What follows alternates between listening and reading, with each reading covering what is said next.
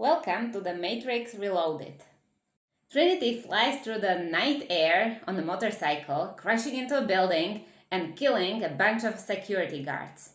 Suddenly, we see an image of her falling out of a skyscraper, shooting bullets upward at an agent who's falling down with her. The agent strikes Trinity with a bullet. Something crashes hard into the ground below, and Neo wakes up from a nightmare, laying in bed next to Trinity. She tries to calm him down. The Nebuchadnezzar sits and waits, the crew members hoping that the Oracle will summon them soon. Morpheus is speaking to the new operator of the ship, Link, and tells him that if he volunteers for this mission, he needs to trust him completely. Neo has accepted his new role as the One, but he doesn't know what to do. So he also sits and waits. All the captains of the human ships, including Nebuchadnezzar, meet in the Matrix in an underground bunker. Niobe, the captain of the ship Logos, is reporting that the machine started drilling toward Zion. 250,000 sentinels are ready to destroy the rest of humanity when they reach the core. Commander Locke requests that all the ships return to Zion to protect it. But Morpheus wants at least one ship to stay in case the Oracle calls. During the meeting, Neo senses that something is not right. Next, we see Agent Smith asking a young guard to deliver a package and a message to Neo. He set me free. The package includes the earpiece of Agent Smith. Neo orders the guard to leave, warning that the agents have arrived. The agents called Neo an anomaly. After an intense battle, Neo escapes, but something has shifted. Two identical Agent Smiths talk to each other and agree that the things are going according to the plan. Neo flies to visit the Oracle, but she's not at home. Having left some other ship behind, Nebuchadnezzar dramatically enters Zion. Morpheus meets Captain Locke here and discovers that Niobe, his previous partner, is now loyal to Locke. Next we see a teenager excitedly greeting the crew of Nebuchadnezzar and offering help to Neo. Apparently, Neo has helped this kid before, and his dream is to become the part of the Nebuchadnezzar crew one day. Morpheus and Locke disagree on the way how to best defend Zion. Locke is angry at Morpheus for leaving one ship behind, disobeying his order. Locke has little faith in the Oracle's prophecies. The inhabitants of Zion notice that there are more ships docked at once than ever before, and the rumors flood the city.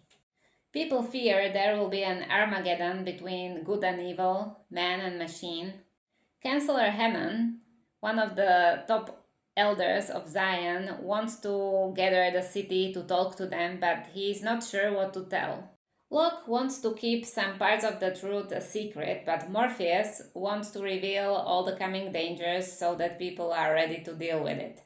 Neo and Trinity are looking forward to spend a romantic evening together, but the people of Zion come to him to look for guidance and direction, and they are treating him like a Christ figure. So Trinity leaves them to let Neo do his work. Link returns to his wife Z, the sister of Tang and Dozer, and she expresses her worries about him volunteering for Morpheus. He responds to that saying that he's starting to believe in the acts he has seen Neo perform. At the Midnight Assembly, in the Great Cave of Zion, Morpheus gives his speech about the coming attack from the machines, but at the same time he gives them hope with his fearlessness. The people celebrate it with a pulsing underground rave. At the same time, Neo and Trinity have a private moment in their quarters away from the assembly. As they make love, Neo again has this nightmare vision of Trinity falling from the skyscraper and being pierced by a bullet. Trinity tries to calm him down by saying she will never let go of him. Finally, now Zion sleeps. Meanwhile, two renegade hackers flee from the agents. One of them manages to make his exit, but the other one, Bane, is intercepted by one of the Agent Smiths. Smith slices into Bane's body and infects him. So now Smith and Bane are merged into one body, and they exit the Matrix into the real world on Bane's ship. Neo walks outside his room, overlooking the sleeping city of Zion, knowing that something isn't right, but he doesn't know what to do. He meets one of the elders of Zion, Haman, and they start a conversation. He takes Neo to the engineering level of the city, the part nobody thinks about. He claims that people don't want to know how things work as long as they are working. They discuss the symbiosis between machine and man and the nature of control. Haman admits that he has no idea how Neo does the things he does. Someone knocks on Trinity's door. It's Neo.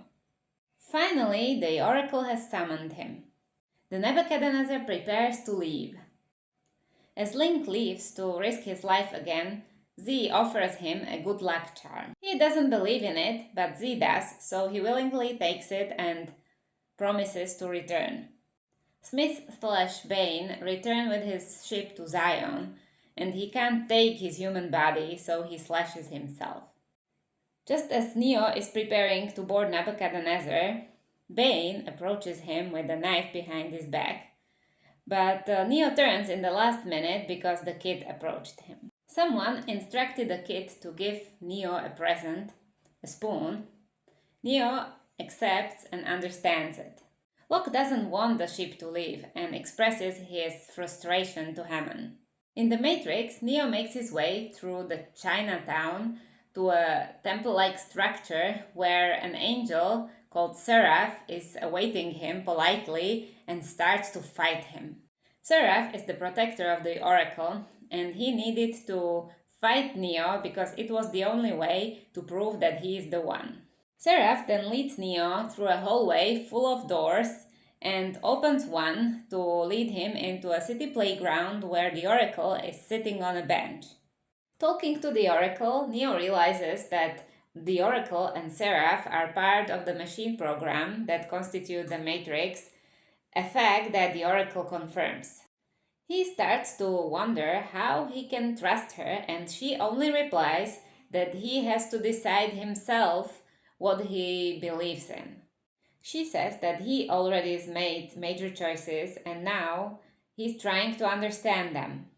She explains that everything in the Matrix is a program, but the noticeable ones are those that aren't working. These are either rebellious, failing, or resistant to be replaced. When a program is to be deleted, it can hide or return to the source. The source is the machine mainframe where the path of the one ends, and the source comprises only light. She proclaims that Neo now can see outside of time. He wonders why he can't see the end of the terrifying vision of Trinity. And the Oracle responds he can't see beyond the choices he doesn't understand yet. Before they say goodbye, she tells him he needs to find the Keymaker to gain access to the source. And if he can't, Zion will fall.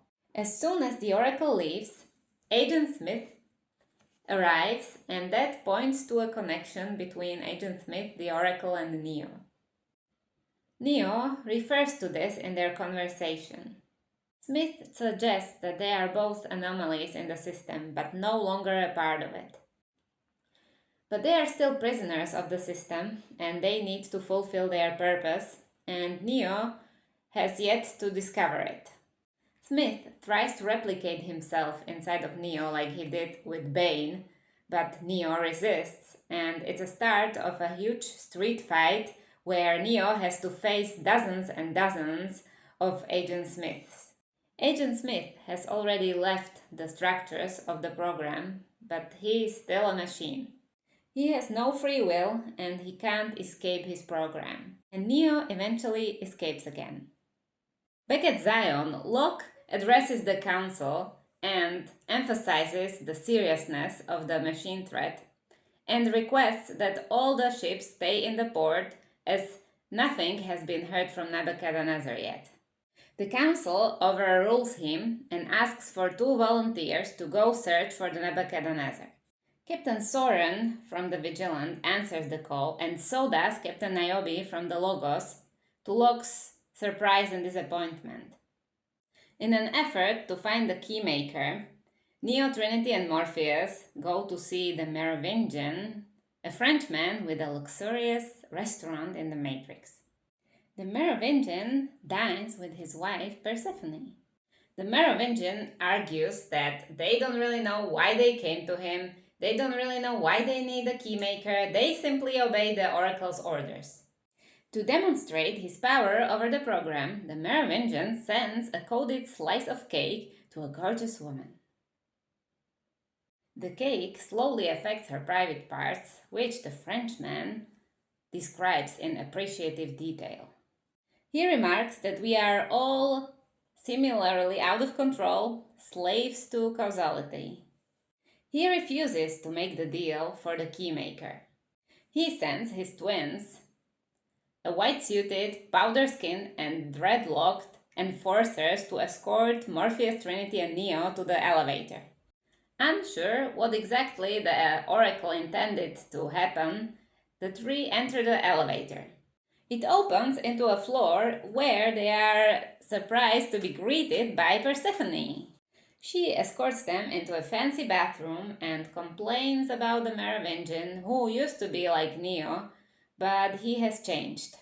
She claims she can read true love all over the stoic faces of Neo and Trinity, and she requests that in exchange for the Keymaker, she wants to receive 1 kiss from Neo.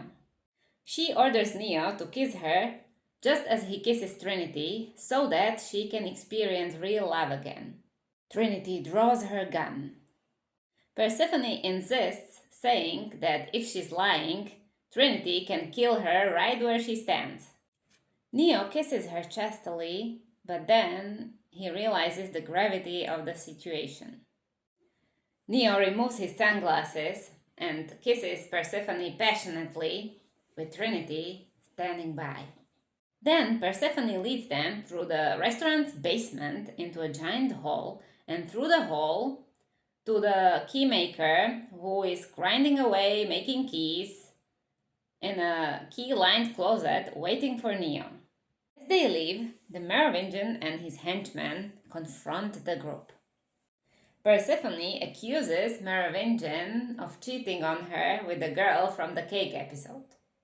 Despite being obviously guilty of it, he denies it. Seeing the Keymaker freed, Merovingian orders an attack on all of them. The twins disappear into the floor and appear on the other side of the room. The Keymaker flees, and Morpheus and Trinity run to help him. Good? Yeah. Neo stays to handle the rest in the Great Hall. He stops all their bullets and also the swords pulled out of the Great Staircase. The twins occasionally shift into ghosts and chase Morpheus and Trinity into a parking lot where they battle. Trinity gets into a car and drives around, leading the chase into the city streets. Just as Neo defeats the henchmen in the Great Hall and wants to catch up with the others in the parking lot, the twins close the door. When Neo opens them with force, he's suddenly miles away, high up somewhere in the mountains. Heading into the city streets, the twins chase Morpheus and Trinity, who try to protect the Keymaker. The agents arrive on the scene and join the twins in their chase. Next, we see Link guiding them onto a freeway.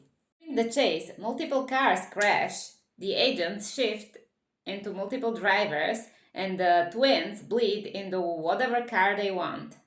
At one point, Trinity and Morpheus split up. Trinity grabs the Keymaker and jumps with him onto a trailer carrying motorcycles and takes him to the other side of the crowded highway. Morpheus slices the gas tank of the twins' SUV with a katana and fights an agent on the top of a speeding 18-wheeler. At some other time, while defending the Keymaker who has been passed to him, he's knocked off his truck and he crashes onto the front of a car that is driven by Niobe, who emerged just in time.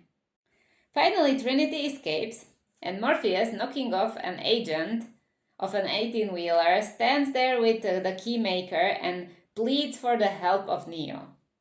The tracks smash into each other, erupting into a ball of flame. Morpheus and Keymaker in mid-air are caught by Neo, who flew in from the mountains. Watching at his matrix board, Link cheers. In Zion, the Sentinels grind away relentlessly into the earth. The Keymaker explains to the Sorens, Niobe's, and Morpheus' crew that the one door in the primer skyscraper leads to the source. In order to access it, the units have to work together and turn off a massive grid as well as emergency power system. They will only have 314 seconds to access the door. They decide to strike at midnight at shift change of the security guards. Before the action, Morpheus gives an inspirational speech about how this night could be the end of the war. Neo, worried about Trinity, asks her to stay behind. She's not happy about it, but she agrees. During their attack, Sentinels discover Soren's ship, disable it, kill Soren and all the crew. Therefore, the emergency power system remains engaged. Link can't contact Neo, so the only option is to let Trinity to enter. Otherwise, they would miss their only chance. She has only 5 minutes. And that's the point where we return to the beginning and see Neo's vision again. Link patches Trinity near the skyscraper. Trinity flies in on a motorcycle, taking out a group of guards. At the same time, Keymaker leads Neo and Morpheus down a wide hallway with countless doors. As they turn the final corner, they meet Smith and dozens of his replicas. During the fight, Morpheus is nearly absorbed and replicated by the penetrating hand of Smith, but Neo saves him. The Keymaker hides. Trinity finds Soren's lifeless crew and hacks into the emergency backup system, disabling it grid by grid. Just as the system finally falls, the Keymaker sneaks out and opens the correct door. At the sound of the click, all fighters stop and turn. Neo grabs Morpheus and flies him through the crowd of the Smith, diving through the door right when the Keymaker closes it. The Smith empty their guns onto the closing door, striking the Keymaker. As the Keymaker dies, he affirms that he has fulfilled his purpose and gives Neo the key to the correct door from around his neck. Neo inserts the key, and the blinding light immediately surrounds him. Neo finds himself in a white room surrounded by monitors. He meets the architect, the creator of the Matrix. The architect explains that his first perfect version of the Matrix failed because he didn't know the nature of human mind. When he understood it better, he created the second version, in which some percentage of people didn't believe in. He allowed the Zion to exist so that the disbelievers could gather there. As soon as the instability in the system rose, the rebels, conveniently assembled all in one place, could be periodically destroyed. The architect tells Neo that he represents the sixth cycle of the growth and extinctions. One of the earlier Neos was the Merovingian, but Neo has been built differently as the previous ones. With increased efficiency, this time the machines have created a savior with a direct experience and knowledge from the humans in the Matrix. It is his capacity for love that will cause him to choose to eliminate all of the humanity. The architect gives Neo two choices which explain the visions of the falling Trinity. Opening the right door will lead to the death of Trinity, but the salvation of humanity yet for another cycle. Zion will be rebuilt again from scratch, and the program will be repeated with its acceptable levels of instability. Opening the other door will give Neo a chance to save Trinity, but this will also likely lead to the permanent elimination of all humanity. The Oracle and her prophecies about the One were also intentional inserts into the program, which were intended to manipulate him to follow the prepared path. The function of the One is to return to the source.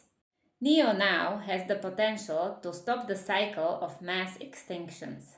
Possessing no humanity, the machines have no ability to predict what happens if Neo decides to save Trinity, selecting love over saving the human race. In the end, Neo chooses to save Trinity. It turns out that Neo's nightmare visions about Trinity are becoming true. After disabling the emergency system, Trinity meets an agent in an elevator. As they fight, she's forced to jump out of the building. As she falls, the agent is shooting at her and diving after her. Neo flies through the city in a blaze. Like in Neo's vision, a bullet strikes her, but just before she hits the ground, Neo swoops in and catches her. The agent smacks into a car on a street level, and Neo's blazing wake destroys the entire block.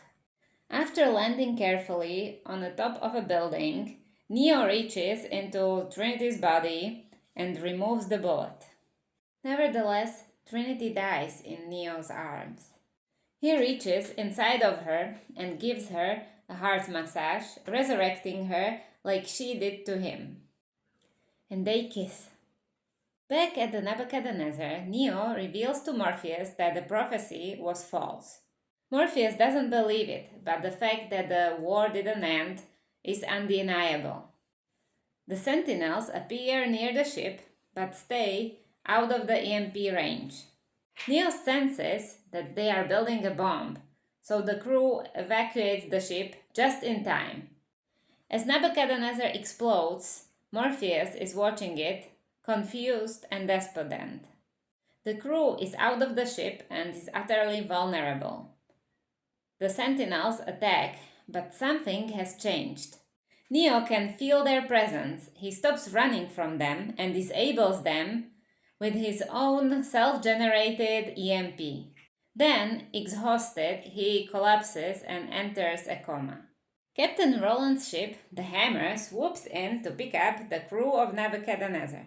The crew of the Hammer are talking about a pointless tragedy in which 5 ships were lost due to an improperly discharged EMP. Only survivor, Bane/Smith, is lying in the coma right next to Neo in the Hammer's medical bay.